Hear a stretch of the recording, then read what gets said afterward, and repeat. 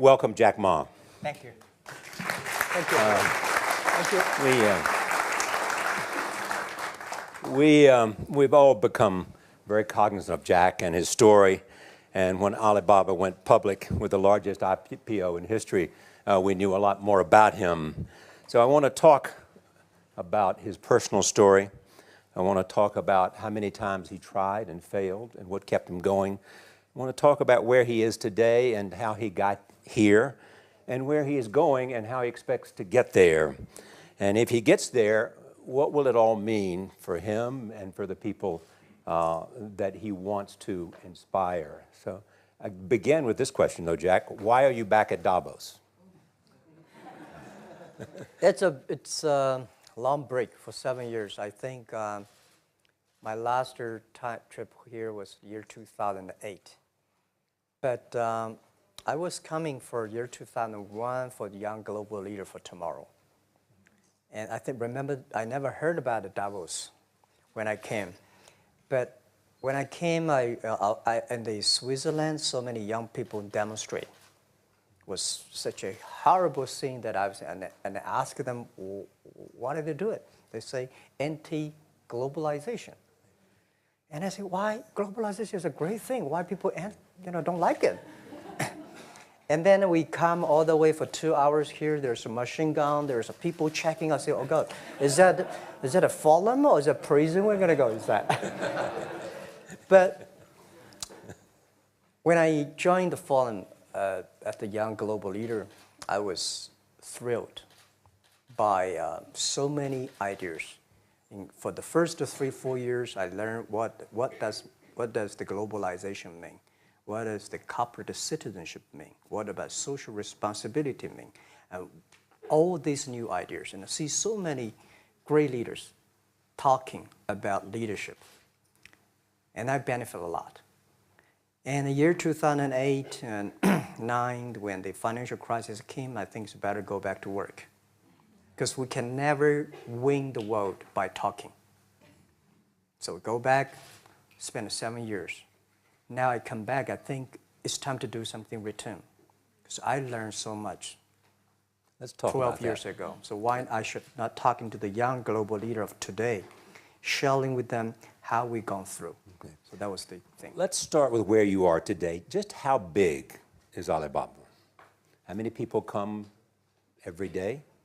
How many people come in a week? How fast is it growing? Yeah, we have over 100 million buyers visiting our site, shopping our site every day.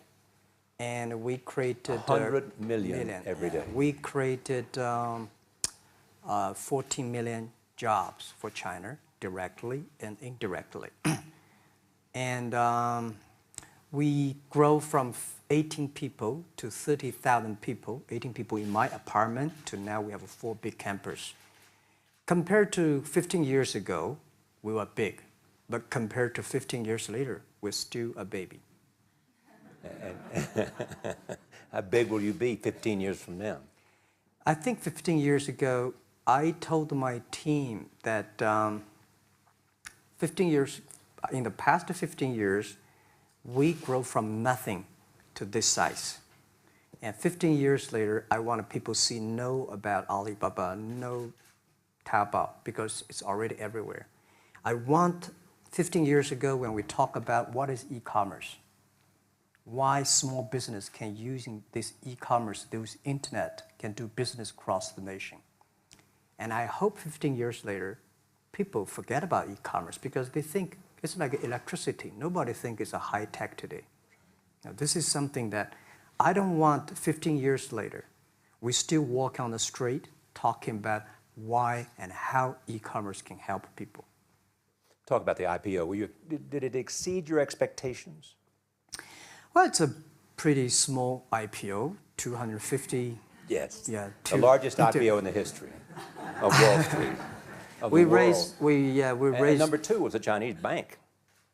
Thank you. I remember year 2001. We went to raise some 5 million, 3 million venture capitalist dollars in the USA, and got rejected.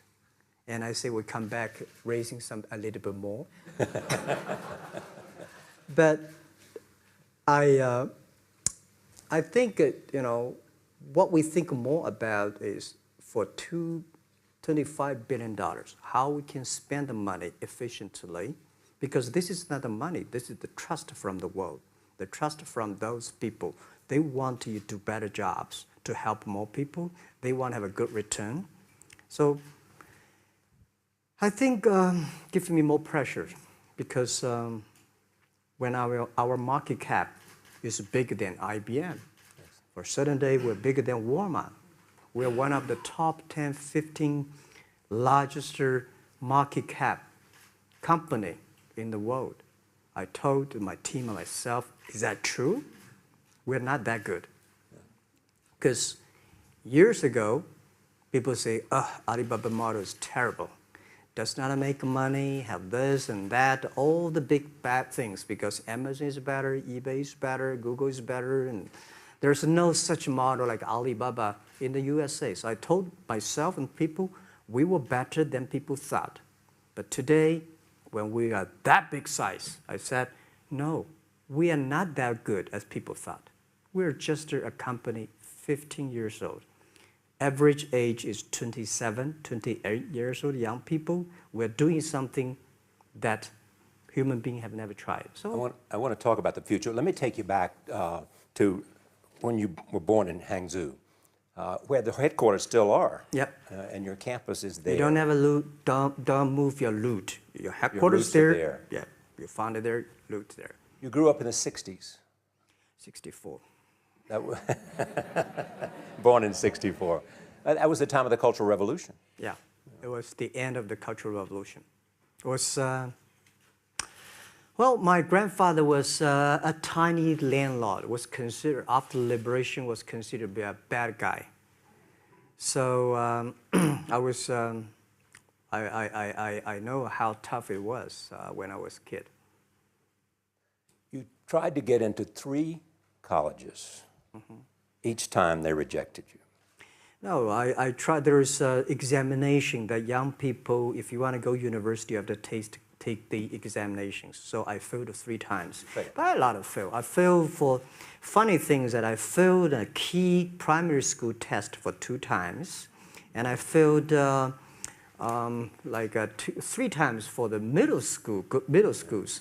And you will never believe in Hangzhou, my city, there's only 1 middle school that lasts only 1 year.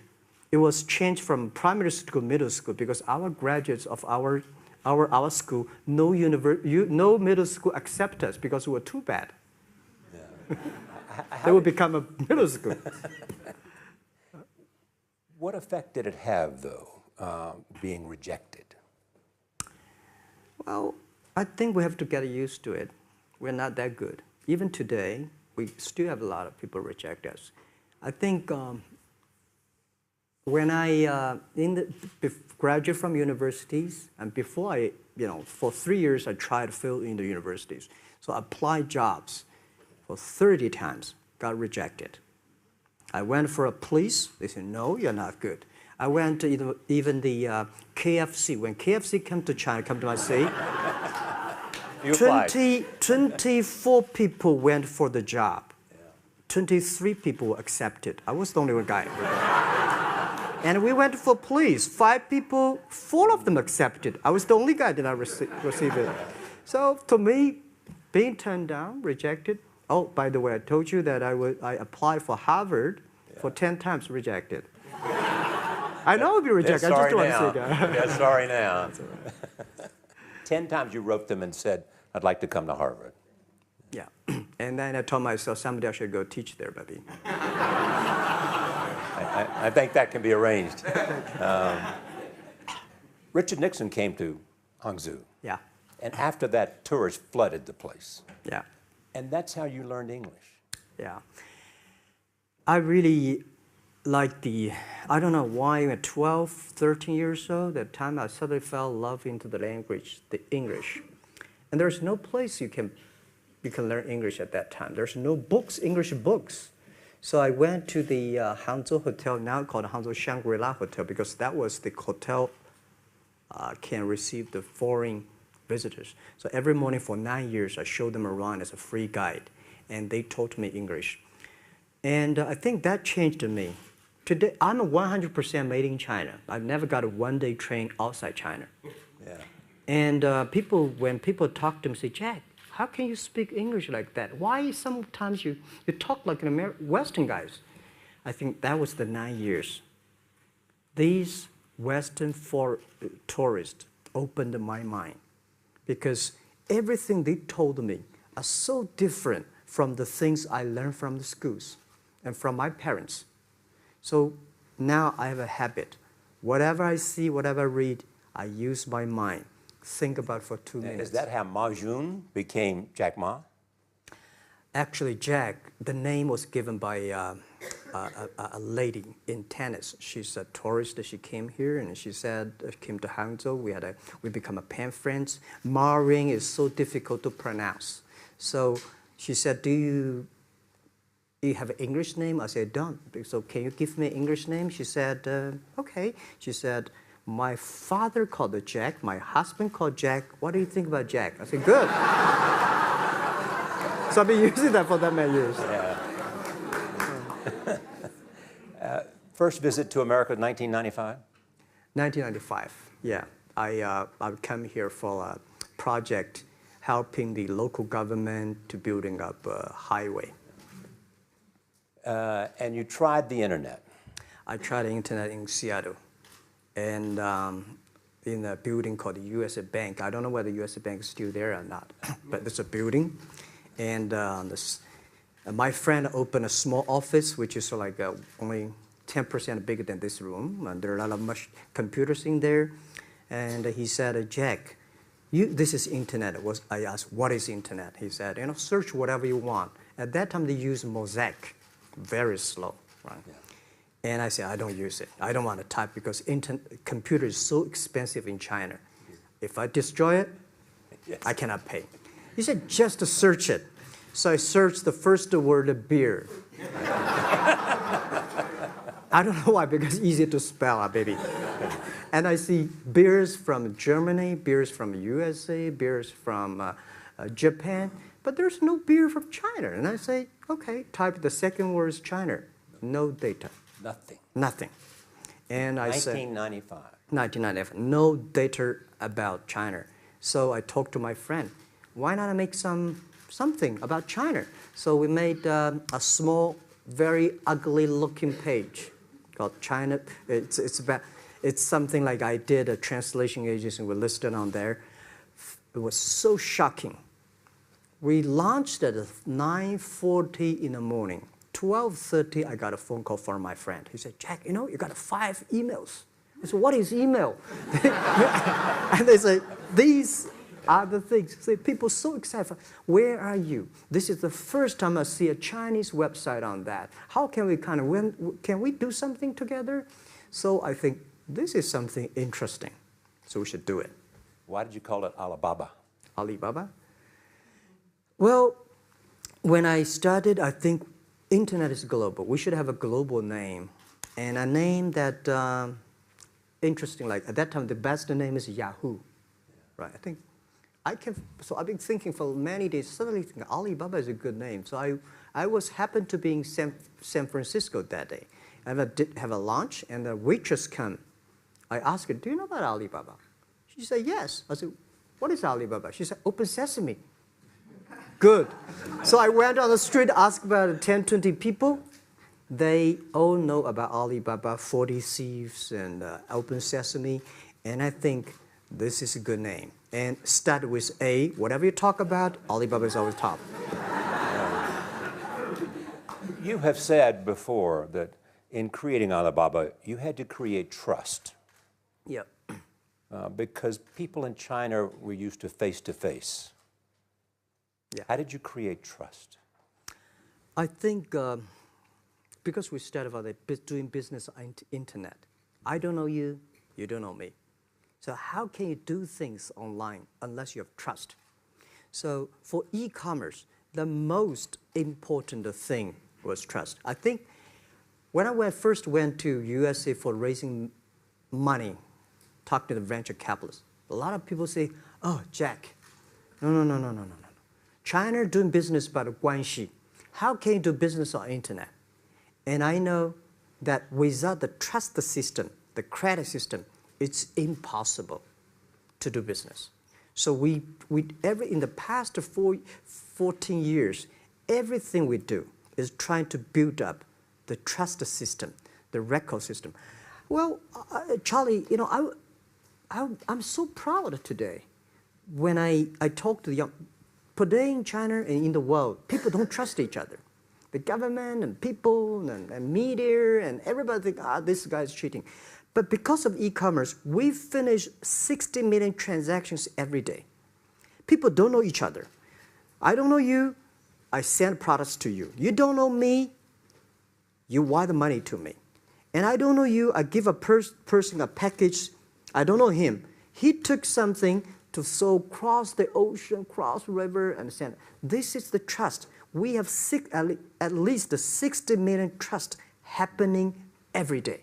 But you created it by creating an escrow account in the beginning. Yep. And so you keep the money until they got the product. Yeah. And then you release the money. That's true. I mean, the escrow service is about Alipay. When I had, this idea, I would love Davos, because it was a big decision. Because for first 3 years, Alibaba is just like e-marketplaces for information. What do you have? What I have? We talk a lot of time, but don't do any business because there is no payment. I talk to the banks. No banks want to do it. Banks say, no, this thing never work. So I don't know what to do. Because if I start to launch a payment system, it's against the financial legal laws. Because you have to have a license. But if I don't do it, e-commerce will go nowhere. So then I went to Davos. I listened to a leadership discussion. Leadership is about responsibility. And after I listened to that panel, I give a call to my friends, my colleagues in my apartment, say, do it now, immediately. If something wrong, the government not happy about that, if one body has to go to the prison, Jack might go to the prison. Because it is so important for China, for the world, to build up the trust system. And if you did not do it, I said, and do not do it properly, stealing money, money wash, no trust record, I send you to the prison. So that was the thing. And people don't like it. So many people I talked to at that time for Alipay, they say, this is the stupidest idea you have ever got. But I say, I don't wear the stupid clever as long as people use it. Now we have 800 million people using this Alipay. Stupid things, if you do it, is better. Alipay is a privately held thing. It's not part of Alibaba. No, it's a private. Let me talk about money for a second. Yeah. You have never gotten money from the Chinese government? No. None. I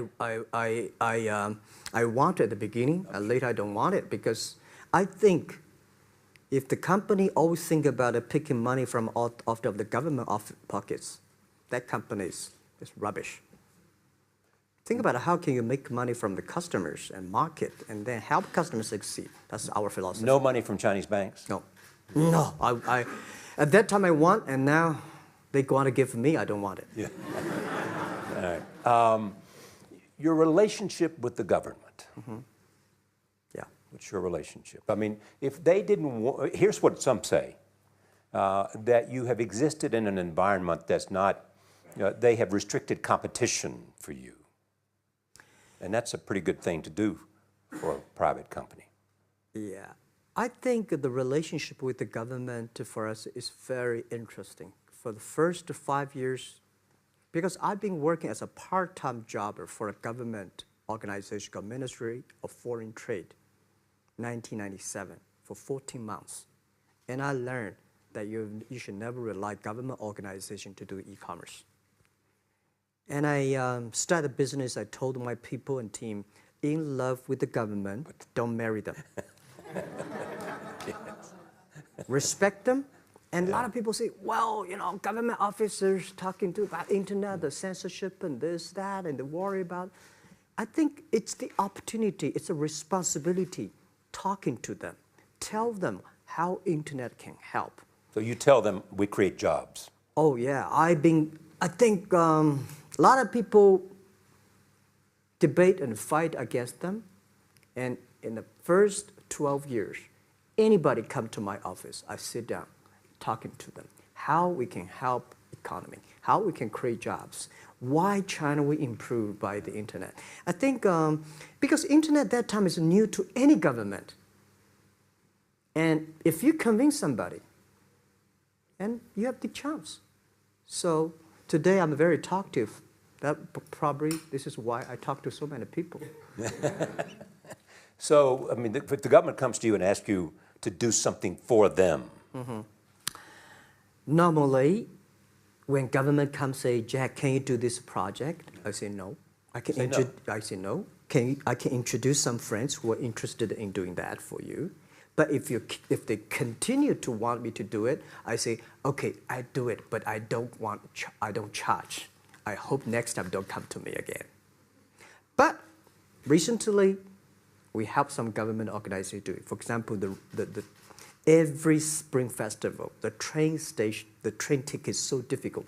Hundreds and thousands of farmers work in the cities. In the Spring Festival, they go to the hometown. But when they order tickets on the other way, the whole system crashed for 5 years. So I told my young people, go support them. Don't charge anything. Because I don't want to see millions of farmers go back to city and they cannot buy the tickets. So it's something that it's not for money. It's something it's not for the government. It's for the millions of people. They can buy tickets in the snowy night and they don't have to wait. They just use mobile phone, online, they get ticket. One way stop along the route to where you are in that big IPO was Yahoo. Jerry Yang gave you invested $1 billion. Yeah. $1 billion. Yeah. It turned out to be a pretty good investment for Yahoo. Yeah. But one time after another, you raised this money on your own outside of China with investors. Yeah, I'm very thankful for all the investors because 1999, year 2000, and even at the Yahoo time, a lot of people say this Jack is crazy. He's doing something that we don't understand. A lot of venture capitalists give you money because there is such a American model already there. But they say, Alibaba, we don't see this kind of model, right? They say Jack's crazy. Is what yeah, this is crazy guy. I mean, I remember my first time in Time magazine, they call me Crazy Jack. And I think crazy is good. We are crazy, but we're not stupid. We know what we are doing, but if everybody agree with me, if everybody believe our idea is good, we have no chance. So that's the money we raised. We're very thankful. So when our investors make a lot of money, I feel proud and honored. As you know, in the United States, issues have risen about privacy. Yeah. Google and Apple, and questions of whether the government should have access to files. How do you handle that if the Chinese government says you know a lot about people? You have transactional relationships with lots of people. And they say, we want to see your files. Well, so far, I don't have this kind of problems from Chinese government. And I told them, any government, if you come here for the national security, anti-terrorist, well, anywhere, anti-terrorist, we work together. It's a criminal, we work. But rest of that, no. I said, we are a business. The data is so precious because we don't know how. Because if we give to anybody, it's going to be a disaster. And also about privacy issues.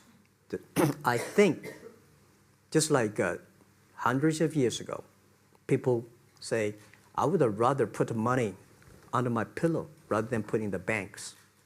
But today, banks, they're special. They know how to protect money much better than you do. Privacy issues, all these kind of securities, today, we may not have the solutions. We don't have the answer. But I believe our young people have the solutions. In the next 10, 20 years, there will be breakthrough on that. And I'm fully confident on that.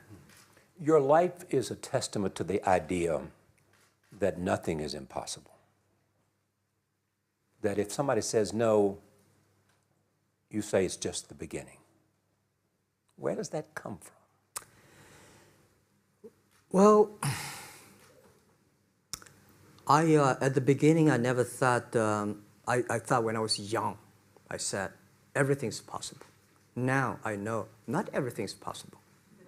When you have something, you have to think about, you have to consider about the others. You have to consider about the customer, society, your employees, your shareholders, society. There are so many things that I think if you continue to work hard, there's possibility. And I just feel that I'm enthusiastic about what we are doing. At the beginning, for the first 5 years, I just want to survive. And 5 years later, I think... That's 2000, from 90... Yeah. But later, I think, wow, so many people's life changed.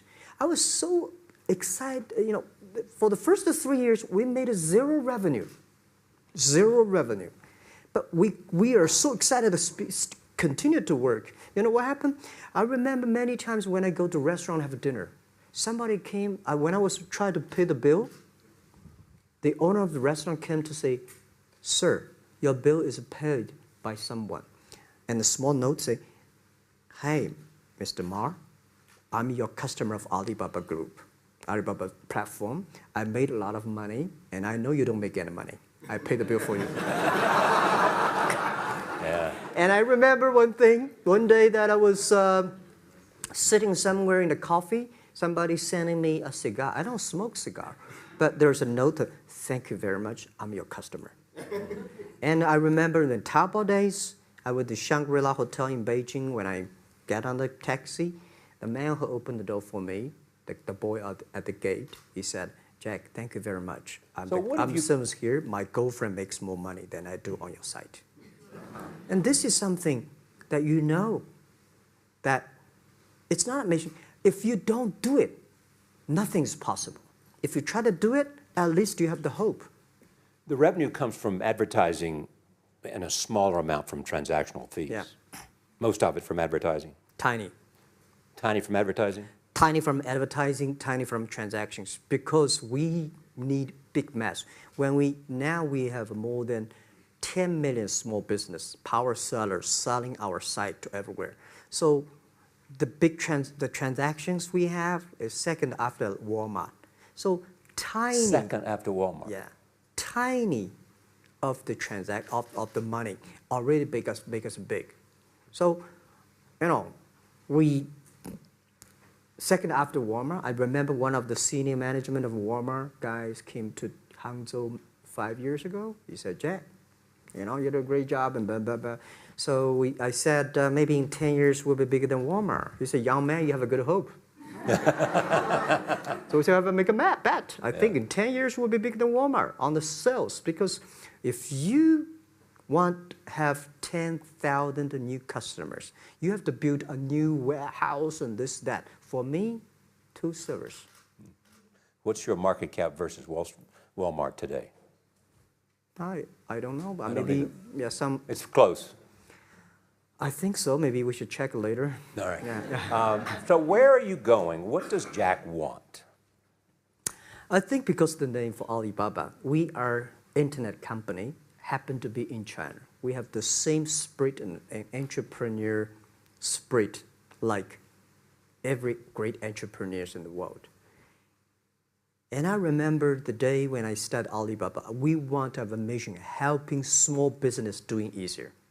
So next step is today, so many millions of small business using our platform to sell things, and over 300 million consumers buy things from our site. Cheapest, efficient. So what I'm thinking about, how we can make Alibaba a platform for global small business. My vision is that if we can help a Norway small business can sell things to Argentina, and Argentina consumers can buy things online from Switzerland. And we can build up, which I called, I don't know, maybe not right word, called EWTO. The WTO is great, past century. But WTO helps so many big companies to sell things across the nation. Today, internet can help small business sell things across the oceans, across the nations. And I hope that we can serve 2 billion consumers. 2 billion consumers. 2 billion consumers. We can help 10 million small business outside China. Help them. Outside China. Outside China. Because we help the American farmers in Washington State almost 300 tons of cherries to China last year. Cherries. Before we sell, the ambassador of USA came to me and said, Jack, can you help us selling cherries? In China. I said, what cherries and the fruits? He said, why not? I said, why not? Let's try. So that when we start to sell cherries, the cherries still on the trees. So we start a pre-order, 80,000 families order cherries online. So we pick up the cherries and ship into China. Within 48 hours, we sell the cherries. The consumers are so happy. But we got a lot of letters complaint after 3 days. They say, why only 100 tons? Why we should not get more?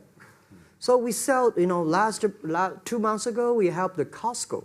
We sold 300 tons of nuts to China. So I'm thinking about if we can sell, we're also selling Alaska seafood to China. So if we can sell seafood, if we can sell the cherries, why we cannot help American and European small business selling things to China consumers? China needs that. So this is what I want to do is that 2 billion consumers, China, Asia, developing nations, how we can let them buy things globally. Alibaba rode with the millions of people that went from poverty to the middle class in China. I mean, you were right there growing as they grew and increased. When you look at the international markets, you're doing well in Russia? Yeah. How well? We do pretty good in Russia, and we do also pretty good in Brazil. In Brazil? Russia, I think now I don't know, we are if not the number 1, we're the number 2 or number 3 largest. E-commerce. E-commerce. I remember last year we had a campaign. The campaign is that a lot of Russian girls and boys want to buy things from China. You know how many days a Russian girl placed an order and received the products from China? 2 years ago, 4 months. Even that, people are so happy about all the thing. And last year, the campaign, within 1 week, we crashed the whole logistics system of Russia. All right. You were also seen in Hollywood. Yeah. What are you doing in Hollywood? Well, I like the Hollywood innovation at the digital background. I learned so much about the Hollywood movies, especially the Forrest Gump. You love Forrest Gump. I love Forrest Gump. Well, why do you like him? Simple. Never give up. Never give up. People thinking he's dumb, but he knows what he's doing. And I was very depressed the day, year 2002 or 3 in the States, when a bit earlier than that. I was very depressed when I could not find out a way for the internet. And then I watched the movie in my friend's home, Forrest Gump. When I see him, I think, this is the guy we should learn from. Believe what you're doing, love it, whether people like it, don't like it, be simple. And like the word, life is like a box of chocolate. You never know what you can get, right? I never know I would be here talking to you and talking to Charlie Rose. I never know. But today I made it. I told my people in my apartment 15 years ago, guys, we have to work hard, not for ourselves. If we can be successful, 80% of the young people in China can be successful. We don't have a rich father, powerful uncle. We don't have $1 from bank, 1 cent from government. Just work as a team. So what do you worry about? I worry about it today. Young people, a lot of young people lose hope, lose vision, and start to complain. Because we also have the same period. Because when it's not a good feeling being rejected by so many people. We also depressed, but at least later we find that the world has a lot of opportunity. How you see the world, how you catch the opportunity.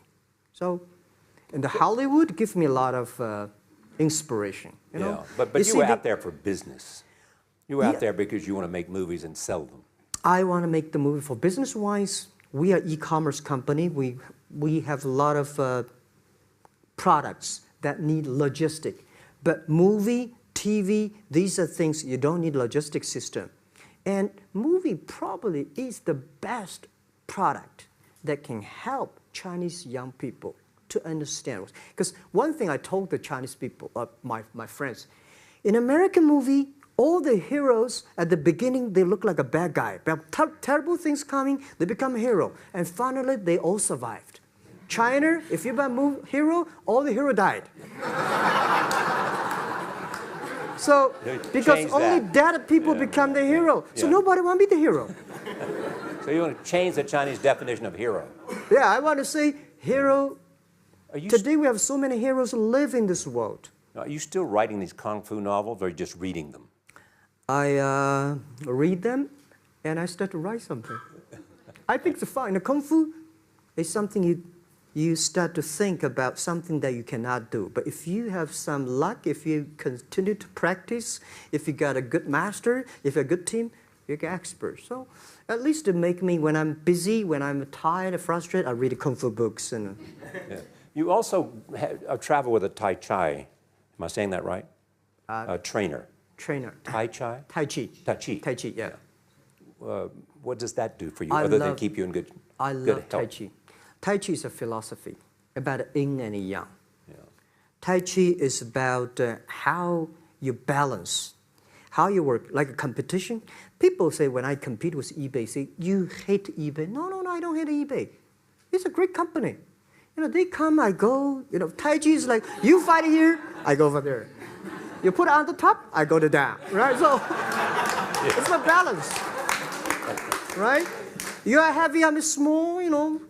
When I'm small, I can jump. You're heavy, you cannot jump. So the Tai Chi is better philosophy. I use in Tai Chi philosophy in the business. Calm down. There's always way out. And keep yourself balanced. And meanwhile, don't try to, because business is a competition is a fun. Business is not like a battlefield. You die or I win. Business, even if you die, I may not win. Right? So it's better fun. So Tai Chi gives me a lot of inspirations. But you want your life and you want this company, Alibaba, to change the world. And you're changing the world if, in fact, you provide a forum for buying and you enable people to earn a living. Yeah. But also, you believe that Alibaba ought to change the lives of women. So what are you doing? At first, I think many years ago, I want to change the world. Now, I think if we want to change the world, we change ourselves. Change ourselves is more important and easier than change the world. And second is that I want to improve the world. Because it changed the world may be Obama's job. Because my job is to making sure that my team are happy. Because my team are happy, they can make my customer happy. If my customer, they are all small business. When they're happy, we are happy. About women, one of the secret source for Alibaba's success is that we have a lot of women. What percentage of women one among Alibaba day employees? before, I think 2 or 3 months before we IPO, there's American journalist come to our company. She asked me a question. Jack, I've seen so many women in your company. I say, what's wrong? We have later we find that we have 47% of the employees of our company are women. How many? 40? 47% of our company are women. And we actually had a 51 because we acquired some company these days. They have more men, so balance that. But these are women in top-level positions? 33% of the management are women. And 24% of the senior management, very top level, are women. We have a women CEO, CFO, CPO, Chief People Officer, and we have everywhere. And I think so comfortable to working with them because women, in this world, if you want to win in 21st century, you have to making sure that making other people powerful, empower others, making sure the other people better than you are, then you will be successful. So I find the women, they think about the others more than they think about themselves. Right. Women think about the kids, husband, parents, much more than the man. And the user-friendliness. A couple of things I want to talk about before we go, because we have less than a couple of minutes. China today, are you worried the economy slowed down?